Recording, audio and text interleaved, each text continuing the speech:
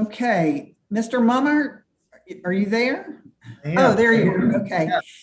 Want to make sure you were actually here. I've been All fighting battle with technology for the past decade. I'm about to give up. I understand. All right, Mr. Friday, I believe you're up first. Is that right? For the Thank appellant? Okay. Your Honor, may it please the court, Eric Friday on behalf of Alex Dean, I'd ask to reserve 5 minutes of my time for rebuttal. Okay.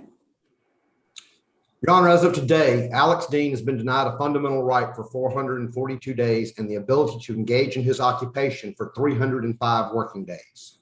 This deprivation occurred because of continued abuse of Florida's stalking injunction statute. So let's assume that that he's denied a fundamental right. Aren't there cases that say in this context that denial is not unconstitutional?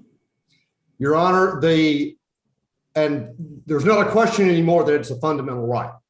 That question has been resolved between the Norman case out of the Florida Supreme Court, the Heller case, McDonald case.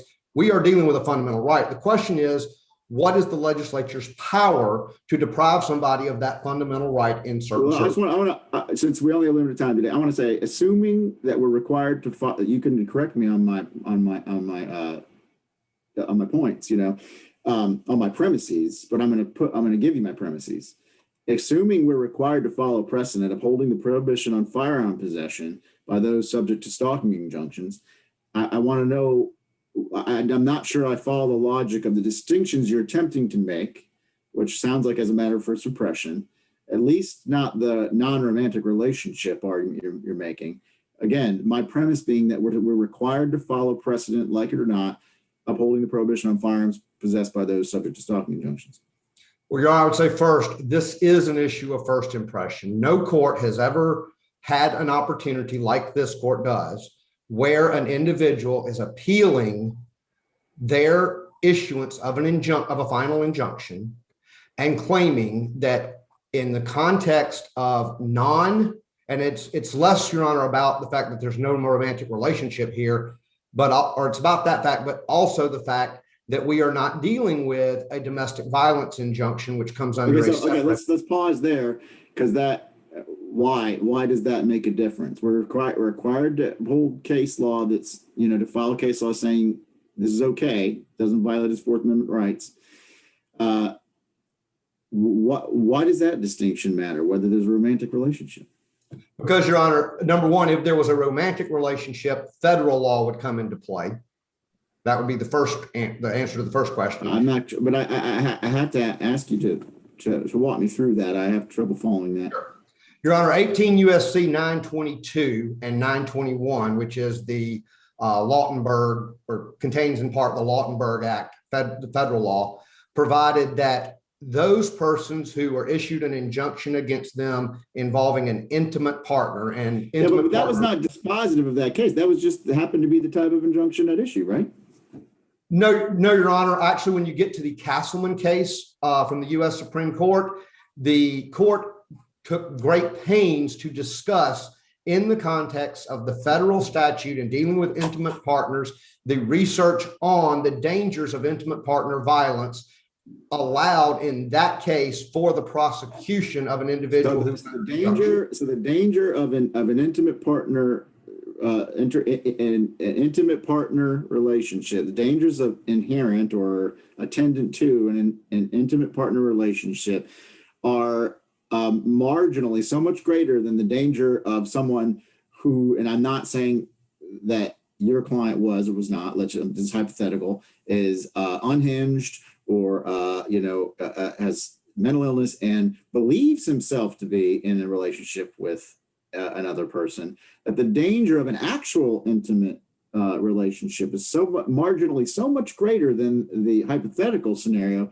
that the Fourth Amendment case law allowing for the prohibition on firearm possession by one subject to this injunction shouldn't apply. I think I heard you say Fourth Amendment. I assume the court meant Second Amendment issue. Thank you. I'm embarrassed, but it's necessary to be corrected when I'm wrong. Your Honor, I've been a long argument today. I Yeah, understand. but anyway, that you're saying that marginal increased risk, just conceding that you're correct about that makes this a violation of the Second Amendment, whereas it wouldn't be a violation, or that makes this not a violation of the a violation. Now, you know what I'm saying? You already corrected me once. Yes, sir. I believe I understand. Go ahead and answer my question. I think I understand, Your Honor. Your Honor, the Castleman decision, and I believe it was Justice Sotomayor that wrote it, went into detail of the amici briefs that had been submitted in relation to the Castleman decision. And it's important to understand, Castleman involved not an injunction case, but a question about the deprivation that occurred in criminal cases where a person was convicted of a misdemeanor crime of domestic violence. So it was not an injunction case. However, what the Castleman case addressed relating back to the amici that had submitted was that there was substantial evidence, and if Judge Benitz in California in the Ninth Circuit recently ruled a week or so ago, discussing some of these interplays of the Second Amendment and other statutes. If the government's going to take rights away or allow processes to take rights away, there has to be some competent evidence, and sometimes that's just a finding of legislative fact, which can be presumed correct, that under certain legislative facts, there is sufficient evidence that a deprivation can occur because of a risk of harm. In the case of Castleman, the court went into extensive discussion of the statistics involving domestic violence per se, and addressed the fact that those risks are so heightened in domestic violence cases that Mr. Castleman did, in fact, have a reasoned loss of his Second Amendment right under the federal statute that was at issue in that case. Your Honor, you're telling me I'm going to be able to go back over that and infer from that those risks would not be heightened enough if it were merely someone who was mentally ill. Again, not your client, just a hypothetical, someone mentally ill who thought himself to be in a romantic relationship with the victim of the stalking, the petitioner. and Your Honor, it's not a bright line rule that I'm asking this court to find here. Well, you're making a categorical, you're not only, you're maybe doing two things. I'm not sure, you can explain to me. You're making an as applied challenge, and we haven't gotten to this about particular circumstances of your client, but you're also making an as applied challenge based on all the circumstances of this injunction, but you're also making what I think can still be characterized as an as applied challenge, but categorical. In other words, unless it's a domestic in nature, then that's the distinction you make categorically. Your Honor, that sounds like a bright line. The distinction I would make, and part of this comes down to this court, not this panel, but this court issued a decision on June 4th in an interlocutory appeal of this case and discussed that under the temporary injunction, this is going to be later in my argument, but that under the temporary injunction allegations, petition for the allegations, that Ms. Beavis made insufficient statements or insufficient sworn evidence in her petition to explain why in this case there was a basis or need. I saw the case you provided, and your argument is there needs to be some facts tethering the remedy with the allegations. So the judge in that case, Silverman, wrote for the panel that there's insufficient facts, and the basis was other relief in the petition. Asked for other relief, and the form box was checked, no firearms. So that's been removed. Is that true or false? No firearms, it's been reversed. Is that still? As to the temporary injunction, Your Honor, yes, but we're here today on the final injunction. So as to the temporary injunction, that box was unchecked by this court a couple of weeks ago, but now we're here on a final injunction. But why wouldn't that be binding on this court? Well, I think that was there more evidence produced at the return hearing than the desktop review that's on appeal? Apparently, you got that part reversed. There's more evidence presented. So it's in my opinion, Your Honor, the record is absent of the kinds of facts that this court said 2 weeks ago must be necessary to deprive So, somebody. so the argument was the same. In other words, I'm filing for a domestic violence injunction. I allege facts A, B, or C. Well, there wasn't enough in the ex parte injunction. This court apparently reversed. And you're saying what was alleged in the ex parte injunction application was exactly the same facts that this petitioner proved at the return hearing. That's correct, Your Honor. I don't believe the petitioner proved any additional facts that would meet Does the the, statutory standard change at that different, when it's not an ex parte hearing anymore? Your Honor, the statutory issue is the Florida legislature has declared as a matter. Statutorily, does it change? In other words, is the standard different for getting the guns removed at a when it's a contested final hearing as opposed to ex parte temporary? The standard of proof, burden of proof, Your Honor. Not burden of proof, the standard for whether you can take the firearms. Your Honor, Florida law specifies that once a final injunction for stalking is entered, there is a deprivation of firearms rights. That is a legislative So determination. that's the answer to the question. So we can move back to your argument about why that's unconstitutional. Yes, thank you, Your Honor. It's unconstitutional, Your Honor, because there is a severe lack of due process when it comes to these injunctions. The first issue is the burden of proof. The legislature put a heightened burden of proof, for example, in the RPO statute that Ms. Beavis attempted to bring into the case on the initial hearing on this matter back in July. So the first issue is the lower burden of proof is a significant issue. There is no other fundamental right that a person can be deprived of based on a mere preponderance of the evidence standard in a case where there is no right to counsel. And I will remind this court that I was actually denied the ability to appear at some points in this case because of COVID allegations. But where there is no burden of lower burden of proof, where there is a situation that we have the problem of lack of a right to counsel, and we don't have specific evidence to show that this particular person should suffer this deprivation in this case, as applied to such people, my argument is the statute is unconstitutional. If I can move on to some of the facts of this case as developed in the record and found by the trial court and its misuse of proper legal standards, I think that becomes even more clear, especially given the repeated cases where this court and other courts have had to find that trial courts are simply not applying the proper standards in injunction cases. Your Honor, in the June 4th, there was no testimony or evidence developed at the final hearing that added anything to specific allegations regarding Mr. Dean's dangerousness. The trial court's fair to. Can't the trial court make, I mean, you can make a final determination that what you, I think, characterize as a meme, but couldn't someone repeat or promulgate a meme and it be inferred by the trial court that was something that would cause substantial emotional distress?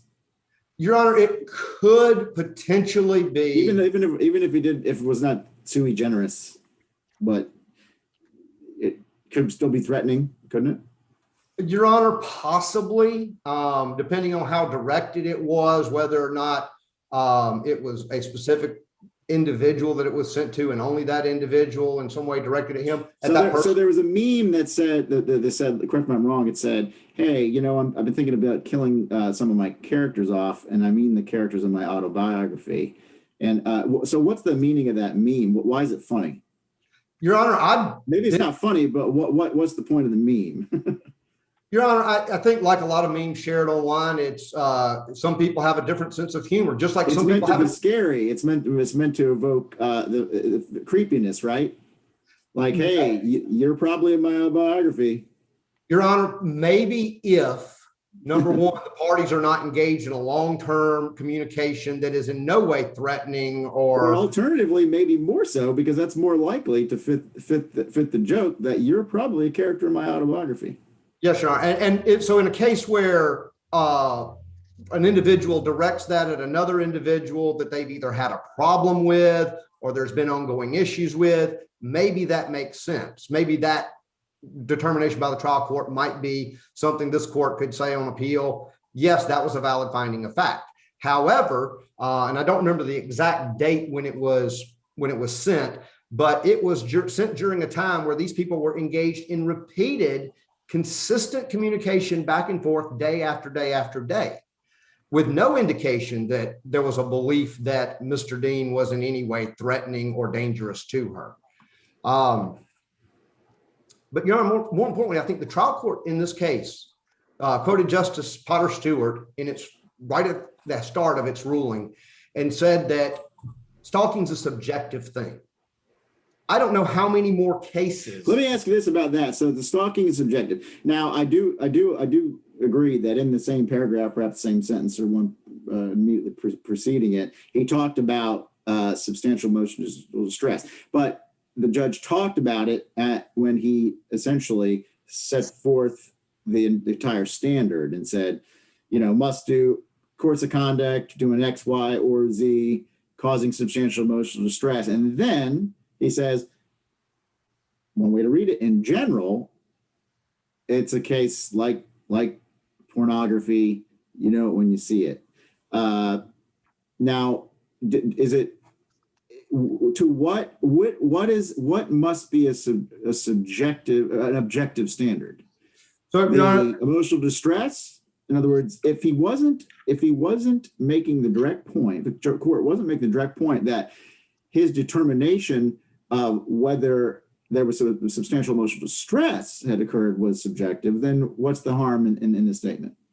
So the harm is this.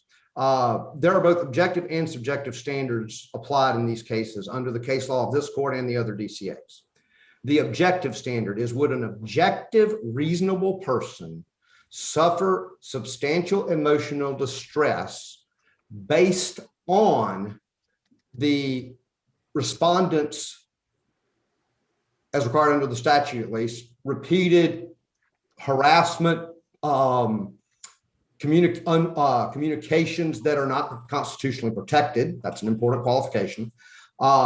Would such a reasonable person differently? I understand the standard. Let me ask my question. What Potter Stewart was talking about was obscenity, and when he said it, that statement, which sounds subjective, he was saying that it's subjective as between judges, meaning one judge might think it's obscene, another might not. So wouldn't the statement made by the judge in this case be better understood as saying whether the standard has been met is subjective, in that as a judge, when you see it? He wasn't saying that it's subjective, meaning I'm going to only rely on the subjective effect of the victim. Your Honor, I believe that's exactly. He might have said, when you see it, meaning when you're looking to see whether the objective standard is met, right, you know it when you see it. Right. Your Honor, I believe it's incumbent upon a trial court, number one, if they're going to develop a clear record in these cases. And the fact is, trial courts know most of these cases don't go up on appeal. But of course, most of these cases don't have 2-day hearings either. Mr. Friday, I'm sorry to interrupt, but you're into your rebuttal time. Go ahead and finish your answer, but I did want to let you know. Thank you, Your Honor. Your Honor, the evidence in this case is clear that there were a lot of communications back and forth, but that communication does not rise to the level of substantial emotional distress, nor does Ms. Bevis get to dictate whether somebody does or does not contact her. This court has a long history of reversing these injunctions on the basis of even harassing, threatening, harassing, vitriolic behavior. Either, because that's a defined term. Correct, Your Honor. But vitriolic, outrageous behavior, even, this court has reversed, and so have the other DCAs. Your Honors, I will be asking that this court, if it decides to vacate this injunction, grant Mr. Dean an interim order that vacates the injunction temporarily while this court works on a written opinion. And I'll reserve the remainder of my time for rebuttal. Thank you. Good afternoon, Michael Mummer, and may it please the court. And Your Honors, if I may make three very brief statements that are going to frame the basis for my argument. One, Mr. Dean's behavior is not Ms. Bevis's responsibility. Two, consent is a requirement in any adult relationship. And three, there is no statutory, constitutional, or logical basis for creating a lesser standard of conduct based upon someone's occupation. Do you mind addressing the issue of what was in the petition that was reversed on a temporary appeal for the temporary order, and what was presented at the hearing to justify a permanent injunction? Well, Actually, the permanent injunction expires in September this year anyway, right? yes, it expires in September. And as I read the order, it's one of the things I struggled with early on. They And didn't reweigh the evidence. They just said there wasn't enough because they applied an objectively reasonable standard under this Odemeyer v. Odemeyer case, which I didn't think either one of you cited, but that's not here or there. well, it was that. And in my research, I researched first statutory authority for confiscation of firearms based upon an ex parte petition for stalking. And quite candidly, there was no statutory authority. There was a catch-all, and there was the Supreme Court promulgated form.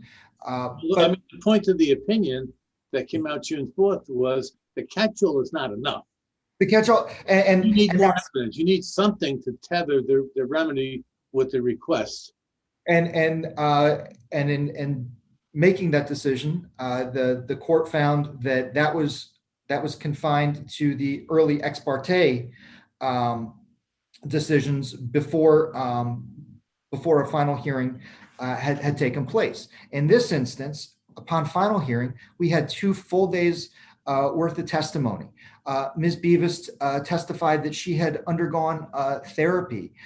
We heard testimony that Mr. Dean sent her half-eaten bags of Oreos. We're dealing with a public figure, right? And so there was a substantial volume of text messages that were not included. There was a Tell me more. what was presented at the hearing. What Yes. was at the hearing that would justify a permanent injunction on prohibiting firearms? Let's start with that.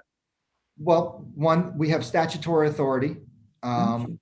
We have the statutory authority, which vests a circuit court with the ability to confiscate. I'm not arguing jurisdiction. Of course, the circuit court has authority to protect litigants. Doesn't have authority to just willy-nilly put in a remedy that's not related to the facts.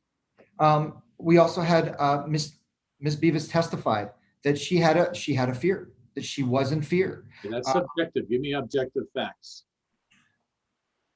Here's Objective, the did he point a gun at her head, say, I'm going to shoot you?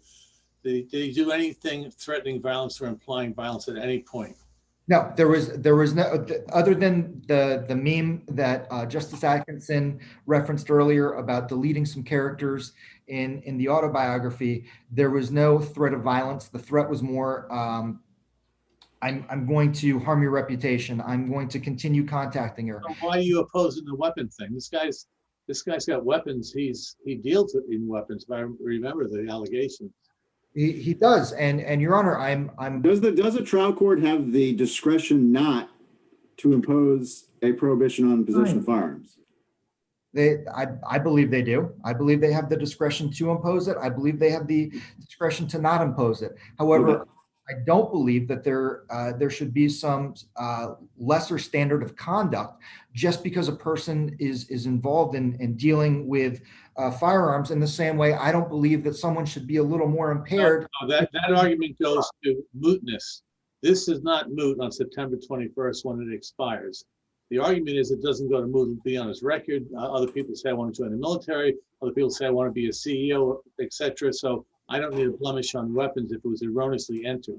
So I mean, your argument really goes to mootness, not the fact that a judge is not required to enter an injunction if the facts justify it. My argument goes to mootness as to the June 4th order, but my argument does not go to mootness as for this.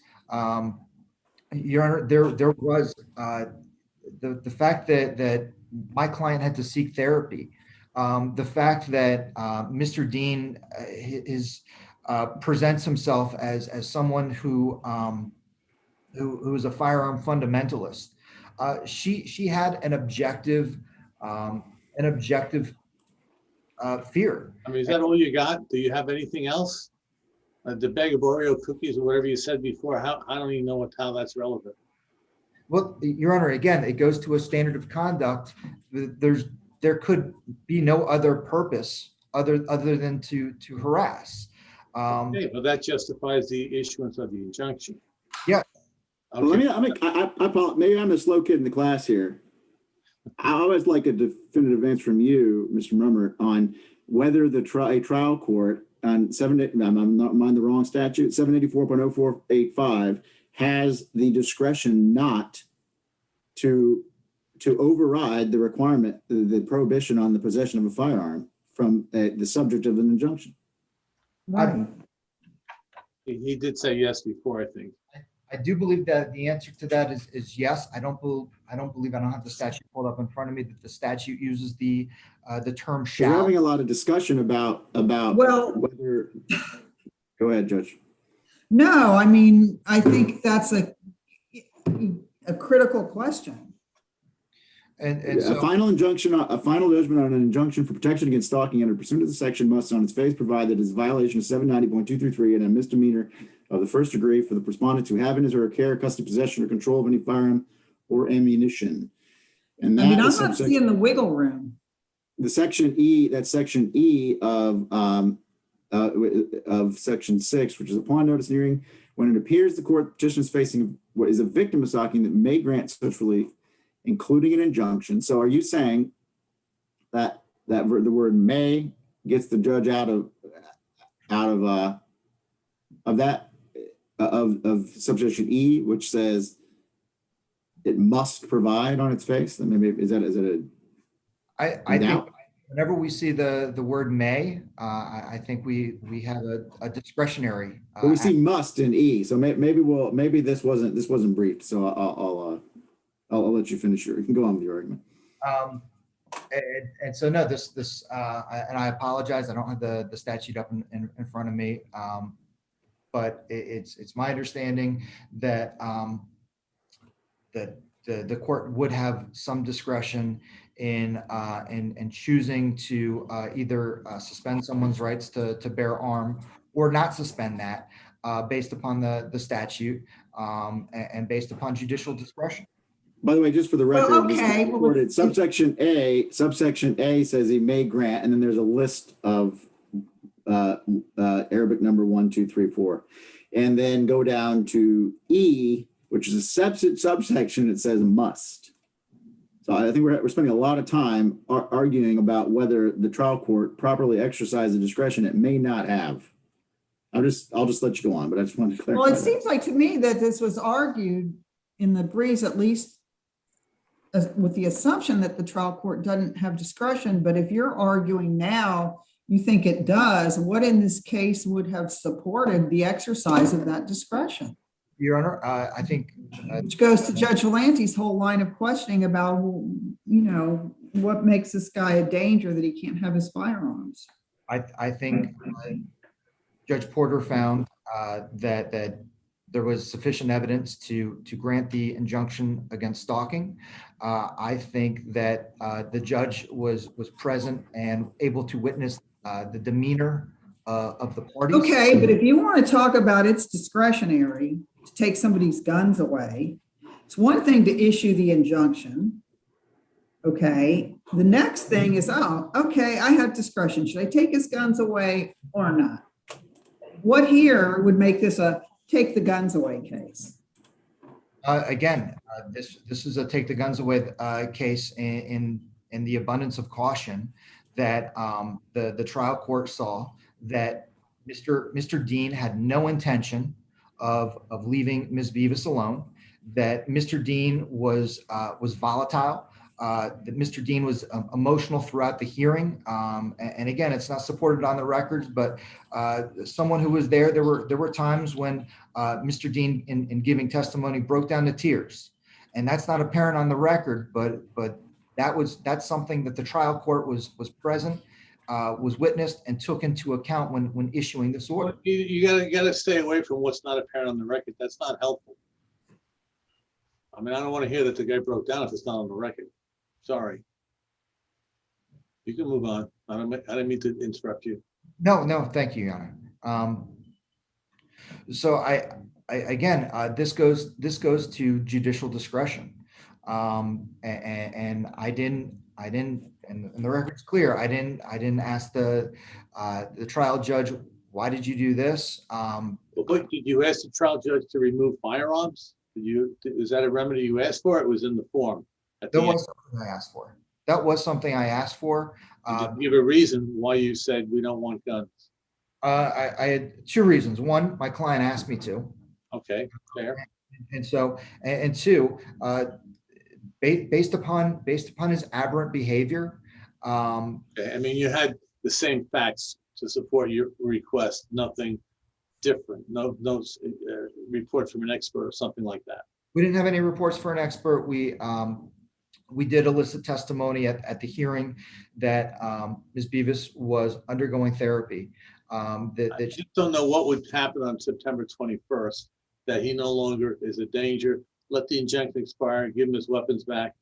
It just kind of is inconsistent with the notion that this person shouldn't have had the weapons taken away to begin with based upon the evidence presented, or all weapons get taken away in any request for injunction anytime, anywhere. And there's got to be cases when the facts are so thin, you can grant an injunction, but you don't need to take the guy's guns. That's the problem I'm having with reconciling this issue on appeal. and I think given the court's interpretation of the statute, I think we have a bit of What a, court's interpretation of the statute? but there's the The previous opinion or this court, this panel's He interpretation? referred to me.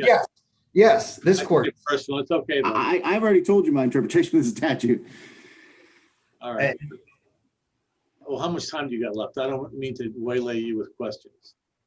Um, I'm not saying it's constitutional or unconstitutional. I'm just saying it says must. it does say must, but there's also it may, the court may, That's in a subsection.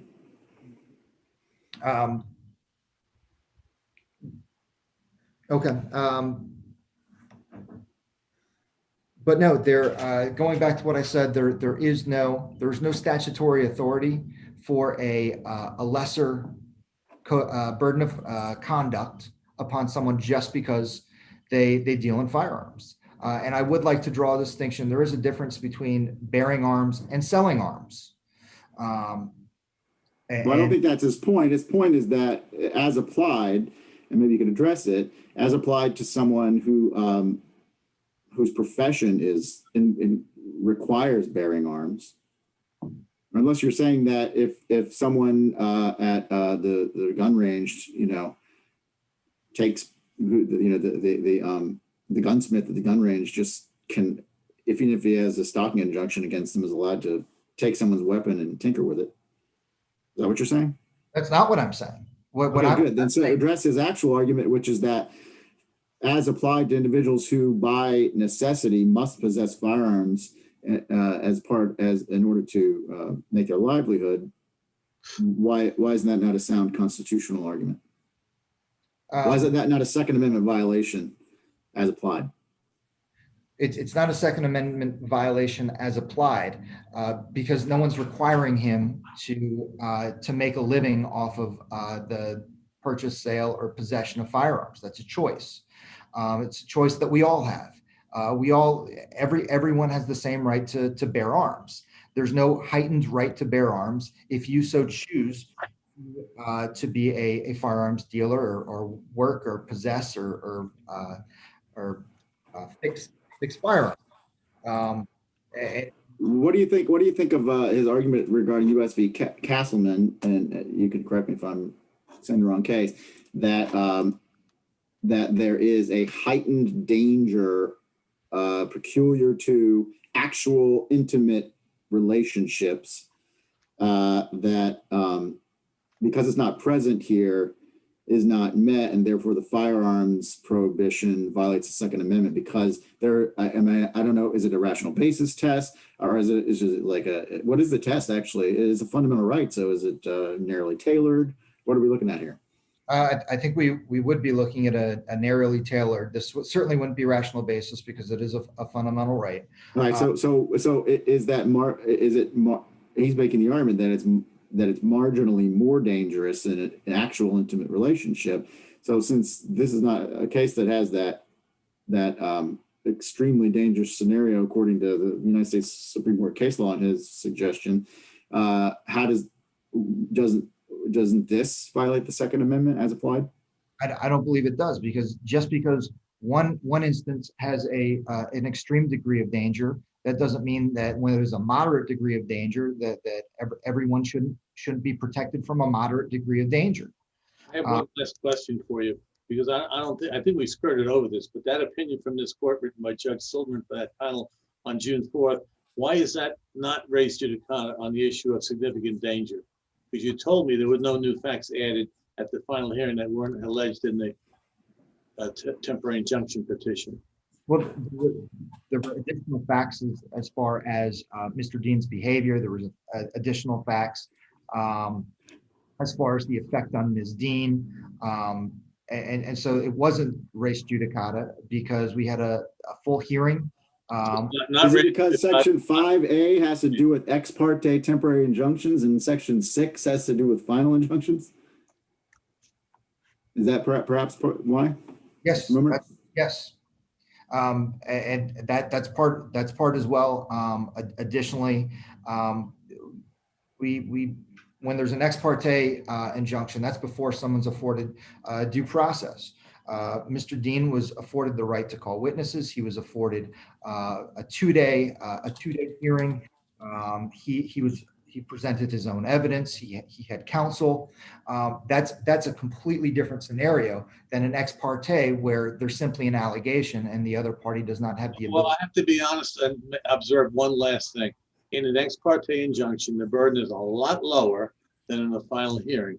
So if you couldn't carry the lower burden in an ex parte, putting aside the statutory issue, why would that be easier for you to carry a burden in a final hearing if all you did was present a few more facts, but nothing tethered to firearms or violence, just subjective fears and counseling, things like that? Well, again, because we are dealing with a different statutory scheme. We're I put that aside. That's all you got then. That's Okay. That doesn't answer the due process problem with this case, but I understand where you're coming from. I'll save it for your opponent to. So let me ask you: is Mr. Mummert, is the firearm, right? The firearm prohibition is not mandatory under 5A for temporary injunction as it is under 6. Does that make a difference? I believe it does. So it would be consistent for us to uphold the mandatory prohibition on firearms, but is that inconsistent with the previous appeal? I don't believe it is inconsistent, again, because of the different statutory scheme dealing with ex parte versus dealing with an injunction after a final hearing. Because at that point, a respondent's due process rights have been upheld. But the problem with you answering Judge Volante's questions is that you have told us that under 6A, it's also not mandatory. So how can you rely on the argument that I just made for you that the distinction is between 5 and 6A if you've conceded, I think incorrectly, that the firearm prohibition is not mandatory under 6A either? Well, if what I'm wrong, Judge Volante is saying is even under the lower burden, you couldn't support a discretionary call by the trial judge to take his firearms away. If I'm wrong, I'm wrong. But my statutory interpretation is based upon my interpretation of the criminal rule of lenity. And I know we're getting a little bit outside if we're talking about 775.01. Okay. But when there is a possible differing of interpretation, typically that interpretation is given to the person who should be afforded the due process rights. In this case, that would be the respondent. And in this case, saying under 6A, it's not mandatory, and under 5, it's also not mandatory. But when as Judge Volante is saying, when the this court found that under the burden it takes to get a temporary injunction, ex parte, that the same evidence didn't win the day for firearm disability. It does win the day under the final hearing. I'm saying that there's, Support your contention that it's discretionary. I'm saying there's no statutory authority to confiscate firearms based upon an ex parte. There's nothing in any statute that grants that the court that authority. I'm saying that the courts do have that statutory authority. Is that what the previous opinion said, that there's no statutory authority, or that it just didn't, that the facts just didn't support the discretion exercised with the trial court? I saw that there was no statutory authority other than there was Mr. Mummer, Yes. you need to wrap up, sir. You're at the conclusion of your time. Thank you. Then I'm just asking the panel for a per curiam affirmation of the lower court. Thank you. Thank you. All right, Mr. Friday, we've got a couple of minutes left. May it please court, I think I can address Judge Atkinson's and the court's question here.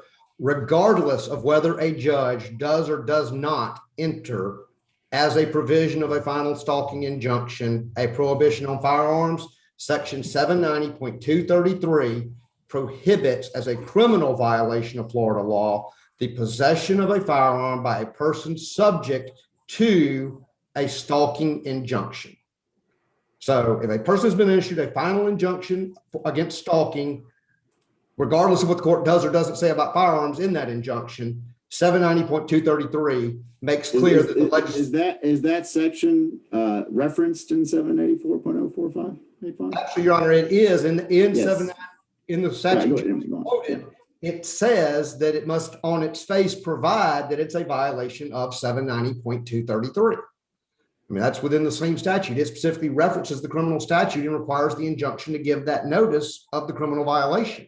And in fact, the injunction order in this case makes that provision that, just so you know, Mr. Dean, your possession of firearms is not just a contempt of court issue for violating of our order if you have them. It's a violation of Florida's criminal law under Chapter 790. So no, Your Honors, and that's why the as-applied challenge is applicable and why there's a constitutional problem here, because the legislature, had it left open some discretion, as was discussed, that possibly in some stalking injunction cases on an ex parte basis with sufficient allegations and facts, the court might be able to go under the catch-all provision of the injunction statute and deprive somebody of their Second Amendment rights on an ex parte injunction. The legislature didn't leave that discretion to the courts on final injunctions. There's two possibilities there. Number one, the legislators, of finding of fact, believed that all people who have stalking injunctions need to be prohibited arms. Alternatively, the legislature believed that no judge would deprive somebody of fundamental rights without some real evidence that they're a danger to themselves or others. And that gets back to the evidence adduced at trial and this trial court's failure to have competent substantial evidence. Just this court focused, just as Judge Valente's opinion in Brown, Washington v. Brown, this court focused on the inappropriateness of the message rather than requiring that the messages be of the type that would cause substantial emotional distress. The trial court's issue here was not with what the content of the messages was. The trial court's issue was he continued to communicate with her after she didn't want that communication anymore. Well, I'm sure Senator Book in the Logue v. Book case would have preferred that Mr. Logue not show up at her appearances, something that didn't happen here. I'm sure she would have preferred that Mr. Logue quit saying ugly things about her. But as the court held in Logue v. Book, an en banc case out of the fourth, public figures are held to a higher standard. This trial court found that Miss Dean Miss Beavis wasn't a public figure, despite being on 2 Dateline appearances about her work during the court also said he didn't. He also said he didn't think that a public figure should be treated differently. Well, that is an opinion of that trial court that is directly contrary to the binding precedent of the fourth DCA. Which doesn't bind us. Your Honor, you're correct. It does not bind this court. It only binds the circuit courts until other DCA issues a differing opinion and there's a conflict. But what we have... I'm assuming you're saying we should follow that precedent. I would say you should follow that precedent, Your Honor, that public figures have a higher burden to prove substantial emotional distress. And I just don't think that the communications the content of the communications get there, because content of the communications and what is said in them is much, much more important than the volume, where we're dealing with virtually a limited period where there's any objection to the communication. It was only November 1st that we first started seeing an objection, before injunction in March 31st, that we started seeing an objection to communications from Dean to Beavis. When did the putatively creepy meme happen? After November 1st or before? I believe, Your Honor, and I apologize, I don't have the date at hand on that issue. I believe the creepy meme, to use your term, would be before the November 1st deadline. In fact, because it's referenced in her November 1st injunction that she filed, I believe it was before November 1st, because I think I recall it was in that first I injunction. said putatively. Mr. Friday, thank you. You Thank are at the conclusion of your time. Thank you both. And that concludes our docket for today. So court is adjourned.